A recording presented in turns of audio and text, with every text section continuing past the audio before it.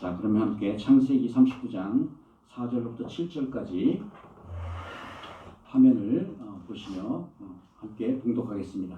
시작합니다. 요셉이 그 주인에게 은혜를 두고 숨김에 그가 요셉을 가정 총무로 삼고 자기의 모 소유를 다 그의 손에 위탁하니 그가 요셉에게 자기의 집과 그의 모든 소유물을 주관하게 할 때부터 여호와께서 요셉을 위하여 그 애굽 사람의 집에 복을 내리심으로 여호와의 복이 그의 집과 밭에 있는 모든 소유에 미치니라. 주인이 그의 소유를 다 요셉의 손에 위탁하고 자기가 먹는 음식 외에는 간섭하지 아니하였더라. 요셉은 용모가 빼어나가 아름다웠더라. 그 후에 그의 주인의 아내가 요셉에게 눈짓하다가 동침하기를 청하니. 아멘. 아멘. 예, 오늘은 요셉의 형통 1번이라는 제목 가지고 여러분들과 말씀을 나누고 합니다. 이 요셉의 형통했다. 참 이해하기 어려운 부분이 많았었는데 오늘 이 말씀들을 통해서 형통이 과연 무엇인가, 요셉의 믿음을 통해서 하나님부터 부여받는 그 형통에 관한 말씀들을 마음속에 새기는 그런 시간 되기를 원합니다. 지난주에 우리 친교를 하면서 굉장히 우스갯소리로 혈액형 이야기를 하게 됐는데요. 예수님 혈액형은 뭘까 하는 그런 얘기를 나눈 적이 있습니다. 저는 예수님 혈액형은 O형일 것 같다고 주장했어요. 모든 사람에게 나눠는 주지만 자기 O형이 아니면 받지 못하는 피, 자기가 희생해서 남들을 도와주는 복된 피. 오늘 본문에 나오는 요셉이 바로 그런 인생을 살았었어요. 야곱이 사랑하던 라헬의 장자로 태어난 요셉은 아버지의 특별한 사랑을 받으면서 자라났죠. 지난주에도 말씀드렸지만 요셉은 채색 옷을 입고 또 밝은 꿈을 꾸면서 어린 시절을 보냈습니다. 그런데 아직 17살의 철부지였던 요셉이 갑자기 형의 질투로 애굽의 노예로 팔려가는 일을 겪습니다. 세상에 부러울 것이 없었던 그 한 청소년이 갑자기 노예로 팔려가는 그 마음은 어땠겠습니까? 아마 사방천지가 캄캄한 나락에 떨어진 것 같이 두려움에 벌벌 떨었을 거예요. 이제 겨우 고등학생 나이에 갑자기 외국의 종으로 팔렸으니 과연 그 마음속엔 소망이라는 게 있었을까요? 그것도 말과 습관이 다른 이방 땅에 이제 혈혈단신 노예로 살아야 한다는 것, 어떤 느낌일까요? 그러나 그는 그 후 13년 온갖 고초를 겪은 끝에 요셉은 나이 30세의 나이로 애굽의 총리로 발탁됩니다. 성경은 이 창세기 39장을 해서 요셉이 노예로 팔려가는 이 과정들을 담담하게 기술하고 있어요. 제가 1절, 2절을 먼저 읽어드릴게요. 요셉이 이끌려 애굽에 내려가매 바로의 신하 친위대장 애굽 사람 보디발이 그를 그리로 데려간 이스마엘 사람 손에서 요셉을 산이라. 여호와께서 요셉과 함께 하심으로 그가 형통한 자가 되어 그의 주인 애굽 사람의 집에 있으니. 자, 여기서 하고자 하시는 말씀이 뭘까요? 이런 참혹한 일을 겪는 요셉에게 하나님이 함께 하셨다는 말씀이죠. 그 증거가 바로 이 요셉을 바로의 친위대장 보디발의 집에 팔았다는 얘기예요. 그리고 이를 판 자가 이스마엘의 사람이라는 사실입니다. 여러분, 이스마엘이 누굽니까? 따지고 보면 이삭의 형 요셉의 할아버지 아니에요? 큰할아버지 아니에요? 아마 이 이스마엘 사람도 자기의 조상 이스마엘이 큰어머니 사라한테 미움을 받아 쫓겨났다는 사실을 이미 익히 알고 있었을 거예요. 그러니 이 사람도 동병상련, 집에서 미움을 받아 쫓겨난 이 요셉을 알아보고 동정했을 겁니다. 그래서 특별히 친분이 있던 애굽 왕 바로의 친위대장 보디발의 집에 넘긴 거죠. 아무 이유 없이 애굽 말도 모르는 이런 가난한 한 노예 소년을 이렇게 높은 사람이 살 이유가 있겠어요? 만약 요셉이 여기서 그냥 일반 노예로 팔려나갔다면 아마 그는 그저 죽어 없어져도 아무도 모를 그런 노예로 일생을 마쳤을지도 모릅니다. 그런데 이를 2절에 보니까요, 하나님께서 요셉이 형통한 자가 되었다고 말씀하세요. 아멘. 여러분, 형통이라는 게 뭡니까? 이는 그저 요셉이 한 권력자의 집에 팔려와서 다른 노예에 비해서 좀 편안한 인생을 보냈다는 그런 얘기가 아니죠. 아무리 노예가 호화스럽게 잘 산다 하더라도 세상적으로 이를 형통한 인생이라고 말할 사람은 아무도 없을 겁니다. 우리말에도 머슴살을 하려면 대감집에서 하라는 말이 있잖아요. 하나님은 요셉이 시대장의 청지기가 되어서 후에 애굽 나라를 다스릴 그 역량을 준비시켰다는 그런 말씀이에요. 이는 그때 요셉은 알지 못했지만 여호와는 언제나 요셉과 동행하심으로 보호하고 인도하셨다는 그런 의미가 되는 말이죠. 아멘. 여러분, 혹시 여러분들 지금 험한 고난을 당하시고 계신 분입니까? 하나님과 동행하기만 하면 여러분들은 바로 그 형통한 인생을 사실 수가 있는 겁니다. 아멘. 실패조차 성공으로 바꿔주시는 하나님의 섭리로 믿는 우리는 누구나 형통한 인생을 산다고 믿으시기 바랍니다. 아멘. 오늘 보디발 집에서 겪는 이 고난에 반응하는 이 요셉을 통해서 그의 믿음의 특징을 한번 함께 살펴보도록 하겠습니다. 첫째, 요셉의 믿음의 특징은 어떤 상황 하에서도 불평하지 않는 믿음을 가졌다는 거예요. 4절을 함께 읽을까요? 4절. 요셉이 그의 주인에게 은혜를 입어 섬김에 그가 요셉을 가정 총무로 삼고 자기의 소유를 다 그의 손에 위탁하니. 요셉이 겪었던 환난은 우선 형으로부터 당한 배신으로부터 시작됐지요. 그리고 요셉은 나그락같이 노예로 팔리는 그런 신세가 됐습니다.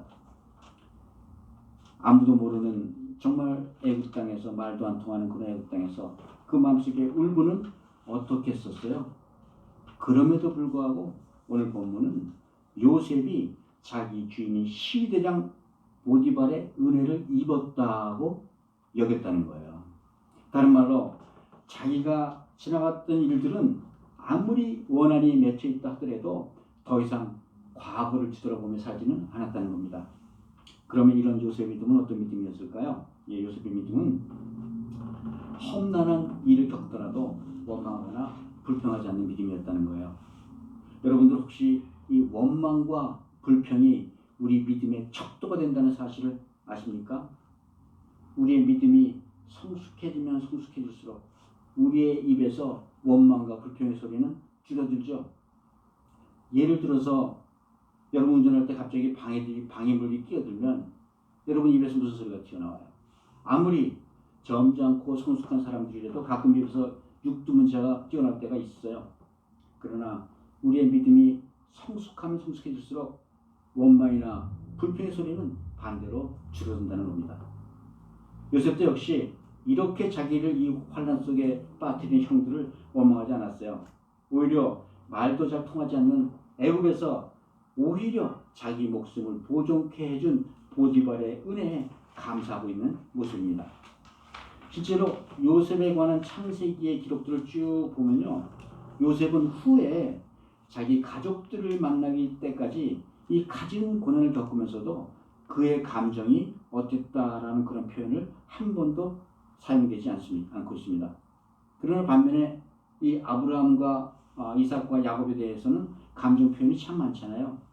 특별히 그의 아버지 야곱은 감정 표현이 굉장히 확실했어요. 두렵고 화나고 사랑하고 미워하고. 그러나 요셉은 억울하다거나 두려워했다거나 그래서 하나님 앞에 무릎 꿇었다는 그런 표현이 전혀 없습니다. 다른 말로 요셉은 아무리 자기 처한 환경이 힘들었어도 그 믿음은 흔들리지 않았다는 말씀이죠. 아멘. 그렇다면 도대체 어떤 믿음을 가졌기에 이렇게 흔들리지 않는 믿음을 가졌을까요? 요셉은 자기에 벌어진 모든 일들이 사람이 계획한 것이 아니라 하나님이 계획하셨다는 것을 믿었다는 거예요. 아멘.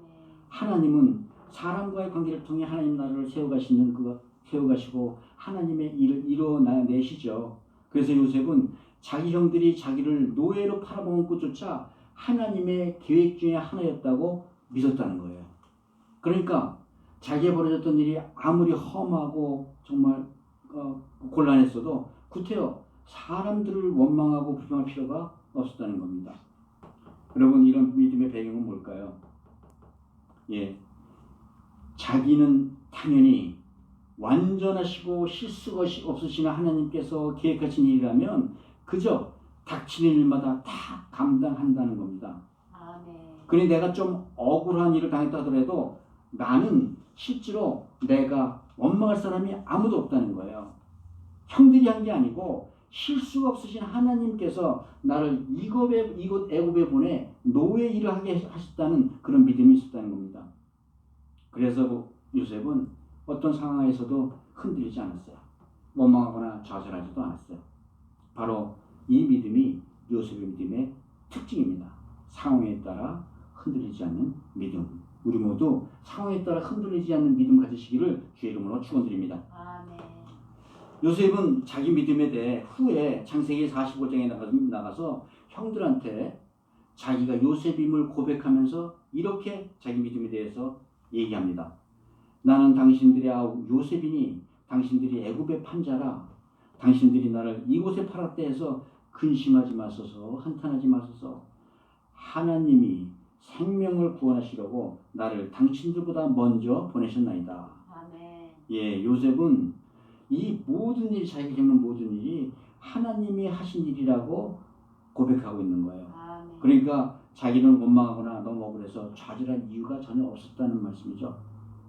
요셉은 이런 믿음, 철저하게 그의 믿음의 기초는 하나님이 나를 돌보신다는 그 섭리에 바탕을 깔고 있었다는 거예요. 그 창세기 50장 20절에 가면은 요셉은 마지막으로 하나님의 섭리에 대해서 이렇게 고백합니다.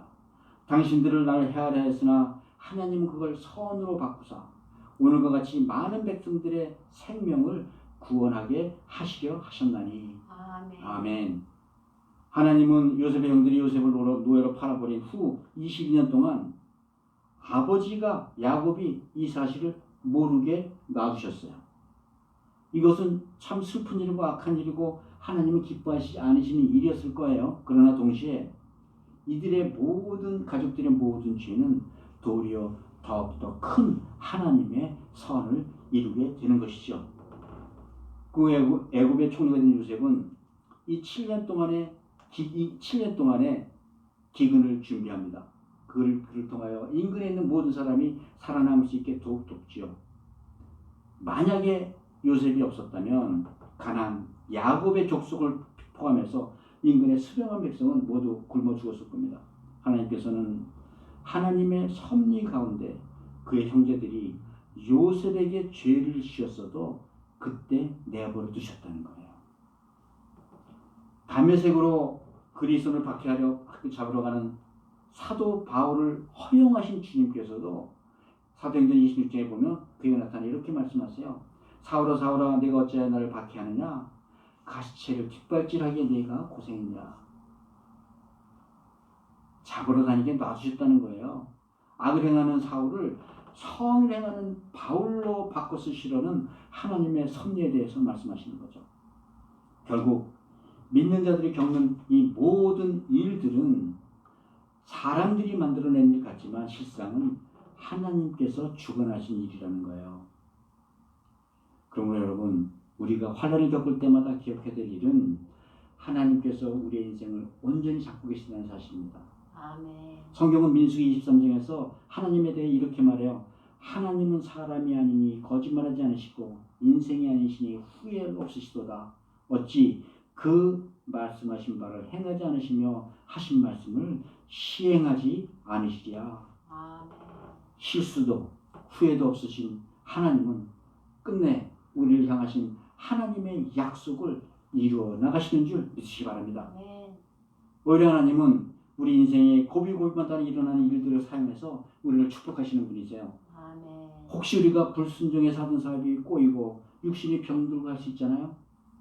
원래 하나님께서는 우리가 바라던 방향에서 벗어나 다시 우리가 죄 가운데 사는 것조차 허락하시는 분이라는 거예요. 그럼에도 불구하고 하나님께서는 회개만 하면 그렇게 죄 속에 살아나는 우리도 버리지 않으시는 분이에요. 약속을 해주셨기 때문이죠. 그 뒤틀린 상황 가운데서도 우리의 시선이 하나님만 떠나지 않는 한 하나님께서는 어떻게든지 우리 인생에 고비고비마다 일어나는 사건과 사고들 상하여 사용하셔서 우리를 축복하시는 분이신 겁니다. 아멘. 악한 상황조차 가장 선한 것으로 바꿔주시는 하나님의 은혜를 누려나가는 우리 모두가 되시기를 주의 이름으로 축복드립니다. 아멘. 그래서 요셉은 자기를 애굽 보디발의 집으로 옮겨주신 하나님의 은혜에 감사할 수 있는 거죠. 그러기에 요셉은 늘 가장 좋은 것을 주시는 하나님을 기대하는 마음으로 보디발을 섬겨나갈 수 있던 것이었죠. 결과 보디발은 정말 말도 제대로 하지 못하던 이방 노예 요셉을 자기 집의 집사장으로 삼을 정도로 신뢰하게 되었습니다. 여러분, 요셉은 원망의 말 대신에 감사의 말로 입에 달았을 겁니다. 이것이 바로 요셉의 신앙이었어요. 하나님의 축복은 어떤 상황 하에서도 감사하는 말로부터 시작된다는 사실을 기억하시기 바랍니다. 아멘.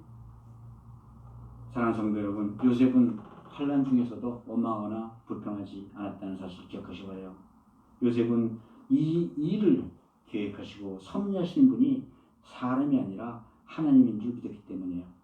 원망 대신에 감사함으로 살아갈 때 하나님께서는 그 환난도 선으로 바꿔주시는 줄 믿으시기 바랍니다. 아멘. 온전히 하나님을 신뢰함으로 환난까지 감사함으로 받아들일 수 있는 우리 모두가 되시기를 주의 이름으로 축복드립니다. 아멘. 두 번째, 요셉의 믿음의 특징은 충성하는 믿음이라는 거예요. 우리 6절 함께 읽어볼까요? 6절. 주인이 그의 소유를 다 요셉의 손에 위탁하고 자기가 먹는 음식 외에는 간섭하지 아니하였더라. 요셉은 용모가 빼어나고 아름다웠더라.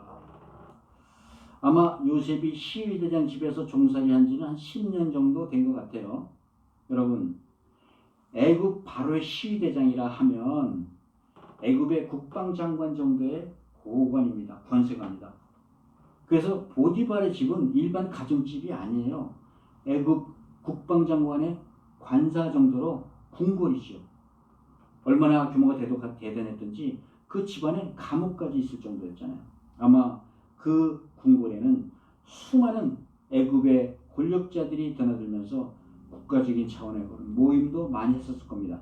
당대 세상 최강국 애굽의 최고 실력자 보디발이 요셉에게 자기 관세의 정권을 위임했다는 말이에요. 아마 요셉은 많은 연애도 준비했었고 이 모든 것도 감당할 정도로 대단히 총명했던 듯 보입니다. 애국말 주셔 모르는 이방 소년 요셉은 작은 일이건 큰 일이건 가리지 않고 주어진 일은 모든 일은 최선을 다해 성공을 시켰다는 거예요. 그래서 성경을 보니까 보디발의 눈에도 요셉의 하나님이 요셉을 범사에 형통케 하신다는 것을 보았다고 말하는 거죠. 그리고 결국 노예가 이 관사의 국방장관의 집사장까지 된 겁니다. 다른 말로 말하면 요셉은 주인에게 끝없는 충성을 바쳤다는 거예요. 그런데요, 원래 종이라는 것이 열심히 일을 할 수 있어도 충성하지는 않는 직업입니다. 노예가 아무리 일을 잘한다 해도 노예는 노예에 불과하지 자연이 될 수는 없잖아요. 노예 근손이라는 말도 있죠. 그래서 노예는 시키는 일만 하는 거죠. 그래도 불구하고 요셉은 왜 이렇게 보디발에 충성을 다했을까요? 예, 작은 일에도 충성을 다하는 요셉. 이것이 여러분 요셉의 믿음이었다는 거예요. 근데 여러분 우리가 어떤 일을 충성하게 될 때 충성하는 이유는 무엇일까요? 대부분 세상은 우리의 일의 결과로 얻는 보상과 인정을 얻기 때문에 열심히 충성을 다해 일하는 거죠. 여러분 어떠세요? 보통 일을 시작할 때 이 일이 얼마나 중요한 일인지 간단한 일인지 먼저 신경 쓰고 하지 않으세요? 만약 대통령이 시키는 일이라면 누구나 충성을 다하죠. 왜냐하면 이 일의 결과가 내 출세와도 직결되어 있으니까. 그런데 대통령이 설거지 같은 집안 허드렛 일을 시켰다 하더라도 설거지를 하면서 충성스럽게 일하고 있다는 사람은 없어요. 그래서 사람들은 보통 중요하고 유익한 일이 아니면 절대로 열심히 충성을 다해서 일하지 않습니다. 즉 일의 경중에 따라 일하는 태도가 바뀐다는 거예요. 근데 요셉에게는 일의 경중이 중요했던 것이 아니라 누가 나를 여기에 보냈느냐가 중요하게 여겼다는 거예요. 왜? 요셉이 최선을 다해 충성하는 것은 대상은 사람이 아니라 바로 하나님이라는 거죠. 물론 보디발이 시켜서 일을 하는 거죠. 하지만 실제로 하나님이 시키시는 일이니까 내가 이 일에 충성을 다한다는 거예요.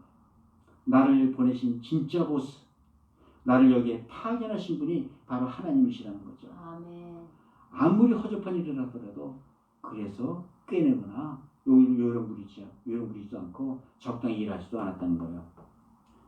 요셉이 열심히 충성을 다해 일하는 이유가 하나님이 맡겨주신 일이니까 충성을 다한다는 겁니다. 여러분, 이것이 하나님을 바라보고 사는 삶, 우리들의 믿음인 줄 믿습니다. 아멘. 여러분들은 하나님께서 지금 여러분들이 무엇을 바라보고 일을 하고 있는지 보시기를 원하세요. 명예를 바라보고 일을 하고 있는지 혹은 돈을 바라보고 일하고 있는지 그걸 아시기를 바라신다는 거예요. 왜? 하나님께서는 세상을 위해서 일하는 사람들에게 하나님의 일을 맡겨주시지 않으시니까요. 실수하지 않으신 하나님께서는 그렇게 일하는 사람들에게 하나님의 일은 절대 맡겨주시지 않습니다. 결국 하나님께서는 하나님이 나를 보내신 분이고 내가 하나님 앞에서 일한다라는 사실을 인식하고 그런 믿음으로 살아가는 사람들을 하나님께서 들어서 사용하시는 줄 믿으시기 바랍니다. 근데 세상 사람들은 많이 일을 거꾸로 생각하죠. 허접하고 작은 일이면 먼저 일을 할까 말까. 이거 남 대신 시킬까? 고민하지 누가 이 일을 내게 맡겼는지 생각하지 못한다는 거예요. 혹시 대통령이 이 일을 시킨다든지 아니면 엄청나게 돈을 많이 준다면 할까? 그러나 요셉은 무슨 일을 맡아도 한 번도 그렇게 생각해 본 적이 없다는 거예요. 맡은 일이 아무리 작고 허접한 일이라도 하나님이 맡겨주신 일이니까 요셉은 충성을 다하여 일한다. 그것뿐이었다는 거예요. 예수님께서도 마태복음 25장 달란트에 비유해서 이렇게 말씀하세요. 그 주인이 이르되 잘하였도다 착하고 충성된 종아 너희가 적은 일에 충성하였으며 내가 많은 것으로 너에게 맡기리니 내 주인의 즐거움에 참여할지어다. 또 누가복음 16장에 가면 또 강조해서 말씀하세요. 지극히 작은 것에 충성된 자는 큰 것에도 충성되고 지극히 작은 것에 불의한 자는 큰 것에도 불의하니라. 여러분, 작은 것에 충성하는 것이 바로 성경의 원리요 영적인 원리라는 거예요. 아멘. 이 원리는 교회에서나 세상에서나 직장에서나 인간관계에서나 다 마찬가지로 적용된다는 거예요. 교회나 세상에서 영적인 원리는 작은 일에 충성하는 사람을 하나님께서 쓰시는 거예요. 여러분, 예수님은 이 세상의 왕 중으로 왕을 오셨지만 예수님의 친구는 세상에 오직 작은 사람들 뿐이었어요. 예수님은 사람들 눈에 작아 보이고 사람들이 별로 주목하지 않는 그런 일에 성실하고 충성하셨다는 거예요. 그래서 예수님의 친구들은 죄인이요 창녀들이요 세리가 되었고 병든 자들 위해서 동분서주하셨습니다. 이것이 바로 세상에서 예수님을 위대하다고 바라보는 것 아니겠습니까? 세상 사람들은 보상이 있고 사람들이 인정해주는 큰 일에 충성하지만 우리 그리스도인들은 반대라는 거예요. 세상이 기피하고 멸시하는 일일수록 우리 그리스도인들은 충성스럽게 열심을 내나간다는 겁니다. 여러분, 이래서 그리스도인의 위대함은 작은 일에도 충성함으로 그 빛이 발하는다는 사실을 믿으시기 바랍니다. 아멘. 성도 여러분, 맡은 일에 충성을 다하는 것, 그것은 그리스도인의 본분입니다. 그러나 이 일의 보상을 바라보고 일하면 작은 일에 충성할 수가 없어요. 오직 그 일의 주인 되신 하나님을 바라보아야만 작은 일까지 충성되게 일할 수 있으리라 믿습니다. 아멘. 작은 일까지 충성함으로 큰 일도 맡겨주시는 그 하나님의 은혜를 누리시기를 주 이름으로 축복드립니다. 아멘. 이제 마지막으로 요셉의 믿음의 특징은 죄와 타협하지 않는 믿음이라는 거예요. 우리 7절 한번 읽어볼까요? 7절. 그 후에 그의 주인의 아내가 요셉에게 눈짓하다가 동침하기를 청하니. 이제 애굽의 최고 권력자 보디발의 집사장으로 애굽의 상류 사회의 정치 문화에 익숙해져 가는 요셉에게 또 다른 시련이 찾아온다는 거죠. 본문 보면 보디발의 부인은 잘생기고 총명한 요셉을 성적으로 유혹하기 시작합니다. 그래서 이 본문 9절을 보니까요. 요셉은 이 유혹에 먼저 단호하게 확실하게 이렇게 거절합니다. 당신은 내 주인의 아내임이라. 그런즉 내가 큰 악을 행하여 하나님께 죄를 지으리이까. 이를 통해 우리는 이 죄에 관한 요셉의 영적 감각을 알 수가 있어요. 죄와 타협하지 않으려는 믿음, 이것이 바로 요셉의 믿음이라는 거죠. 그런데 우리가 이 장면에서 눈여겨볼 장면은 요셉이 주인인 보디발에게 죄를 지으리요 하지 않았다는 거예요. 1차적으로 사람이 아닌 하나님께 죄를 지으리이까 이렇게 물어봤다는 겁니다. 죄에 대한 믿음이 하나님에 관한 믿음이라고 고백하는 거예요. 여러분 기억하시죠? 다윗 왕이 밧세바의 불륜을 탄핵하는 나단 선지자에게 한 고백이 무엇이었던지, 내가 여호와께 죄를 범하였노라. 요셉 역시 자신 앞에 놓여있는 죄를 바라보면서 하나님에 대한 자신의 믿음을 이렇게 고백하고 있는 겁니다. 그런데 우리는 보통 내 인생에 큰 영향력을 가지고 있는 사람들, 그런 힘을 가지고 있는 사람들 앞에서 약해지지 않습니까? 자기 보스의 부인이 이런 내밀한 청을 했을 때 거절하면 앞으로 자기가 당할 그 불이익은 얼마나 클지 몰랐을까요? 그래서 이런 죄에 관한 믿음이 흔들리면 결국 우리의 모든 것이 흔들릴 밖에 없다는 것이죠. 그럼에도 요셉은 자기의 운명을 결정하시는 분은 사람이 아니라 하나님이심을 믿었다는 겁니다. 여러분, 저와 여러분의 운명을 결정하시는 분은 우리 직장의 보스도 아니요, 우리의 주치의도 아닙니다. 오직 내 운명을 결정하시는 분은 하나님 한 분뿐이심을 믿으시기 바랍니다. 아멘. 이후에 요셉은 보디발의 아내와 함께 있을 만한 자리를 쭉 피해와요. 그러던 어느 날 요셉은 우연히 보디발의 아내와 둘만 있어야 되는 그 피할 수 없는 그런 상황을 맞추게 됩니다. 그 상황을 보면 14절에서는 이렇게 말해요. 그 여인이 요셉이 그의 옷을 자기 손에 버리두고 도망하여 나감을 보매 그 유혹을 거절하고 도망쳐 나갔다는 거죠. 이를 통해 요셉은 우리가 죄와 타협하지 않는 또 다른 방법을 소개하고 있는 거예요. 죄로부터 동화하는 겁니다. 먼저 요셉은 보디발의 아내와 함께 있는 상황을 만들지 않았어요. 대개 우리가 죄에 굴복하게 되는 이유는 우리 스스로가 그런 상황 안으로 들어가 있기 때문이잖아요. 그러나 혹시라도 불가피하게 그런 상황에 들어가야 한다면 도망치라는 겁니다. 요셉은 결국 이 일로 인해서 보디발의 아내로부터 모함을 받아 옥에 갇히게 됩니다. 그는 죄를 짓기보다는 차라리 억울한 누명을 쓰고서라도 감옥에 갇히는 길을 선택했다는 거예요. 성경은 모든 거듭난 성도들에게 죄가 감옥보다 무겁다는 이런 영적인 감각을 기억하라고 말씀하시는 겁니다.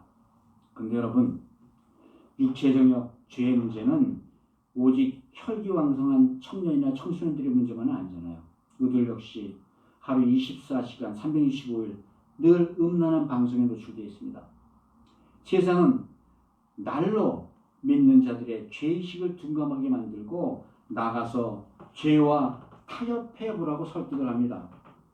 여러분, 저는 우리 교회가 날마다 이렇게 힘이 없어지는 이유가 바로 이것 때문이라고 생각해요. 세상을 살아가는 그리스도인들이 자꾸 죄와 타협해가면서 세상을 따라 살아가기 때문이라는 겁니다. 성경은 히브리서 12장 4절에서 그리스도인들에게 죄와 싸우되 피 흘리기까지 싸우라고 권면하고 있습니다. 그러면 과연 우리는 죄와 타협하지 않고 죄와 피 흘리면서까지 싸우고 있는가? 여러분, 요셉은 결국 이 죄와 싸우다 감옥에 가게 돼요. 이것이 바로 요셉의 믿음이라는 겁니다. 여기서 성경은 요셉이 죄를 짓지 않을 수 있는 그 믿음에 대해서 말하는 거예요. 죄와 불의에 타협하지 않는 이 요셉의 영적인 힘은 어디서 나오는 걸까요? 여러분, 하와는 하나님이 금하신 선을 넘음으로 해서 죄를 짓기 시작했습니다. 그리고 우리에게도 죄를 지을 수 있는 자유까지 주셨어요. 그래서 우리가 죄를 짓는 이유가 뭘까요?